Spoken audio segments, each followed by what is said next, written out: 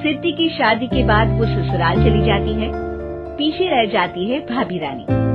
सिद्धि के ससुराल जाते ही भाभी कहती है, अरे वाह जी वाह, सारे कपड़े मेरे। हाय रे पैंट, अरे वाह वाह, मजा आ जाएगा। अरे ये सिद्धि की अलमारी के सामने खड़े होकर क्या बड़बड़ा रही है?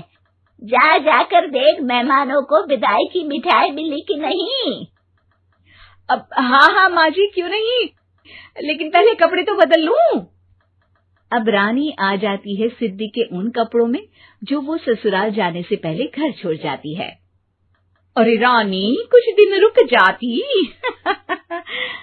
अरे ये तो सिद्धि बिटिया को मैंने ही दिया था, बड़ा ही फबता था उस पर, तुझ पर तो कुछ खास नहीं लग रहा।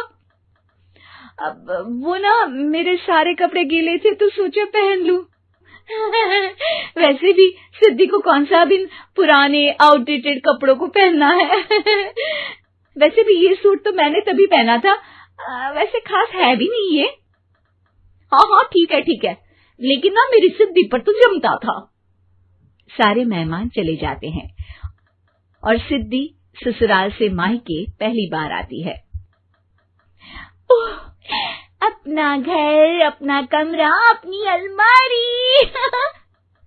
ये बोलकर जैसे ही सिद्धि अलमारी खोलती है तो सामने उसके कपड़ों की जगह कुछ और ही रखा होता है। माँ, ओ माँ, जरा कमरे में तो आना। सास और रानी वहां पहुंच जाते हैं। रानी ने पहनी होती है सिद्धि की जींस और टी शर्ट। अरे भाभी, ये क्या?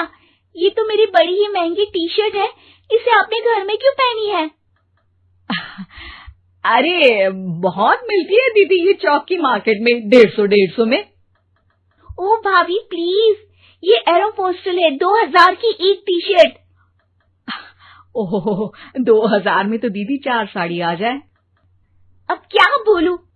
भाभी, ये मेरी अलमारी में छोटू के कपड़े, तो मेरे कपड़े कहाँ हैं?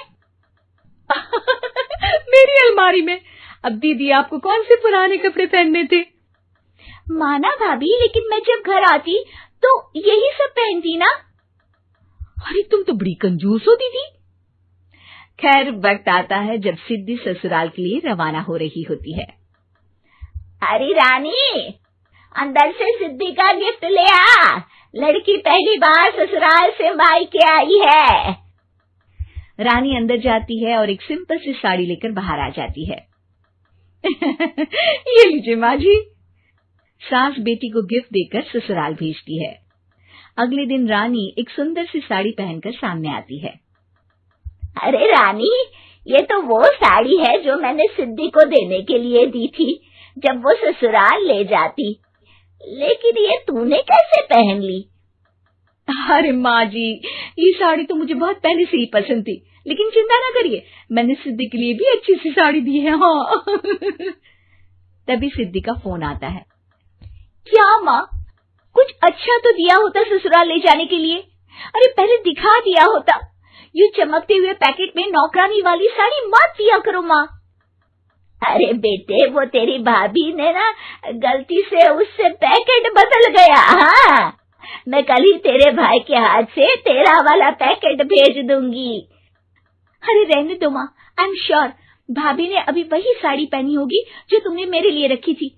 तुम तो समझ नहीं पाई उनको। खैर छोड़ो, मैं ज्यादा बोलती अच्छी नहीं लगती, रहने दो, आपको उन्हीं के साथ रहना है, फिर बात करेंगे। सास को रानी पर गुस्सा आ जाता है। वो उसके कमरे में जाती है जहाँ वो शादी का एल्बम देख रही होती है।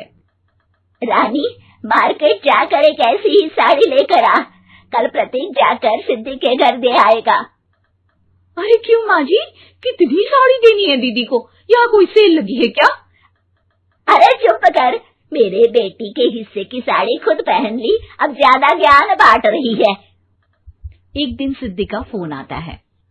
माँ, मेरी सास ने आप सबको खाने पर बुलाया है। सारे लोग सिद्धि के ससुराल पहुँचते हैं। खाना खाकर वो लोग निकल रहे होते हैं कि सिद्धि की सास सभी को गिफ्ट देती है। अरे बहन जी, बेटी के घर का खाना खा लिया, यही बहुत है जो आप ऊपर से गिफ्ट भी दे रही हैं। अरे बहन जी, आप भी कहाँ इन बातों पर विश्वास कर रही हैं। सास सभी को गिफ्ट देती है, लेकिन रानी को जो साड़ी देती है वो अजीब सी हरे रंग की लाल रंग के बड़ी छाप वाली होती है। अरे छी छी, ये कौन पहनेगा? सासू माँ को तो जरी वाली इतनी सुंदर और मेरे लिए ये नौकरानी वाली।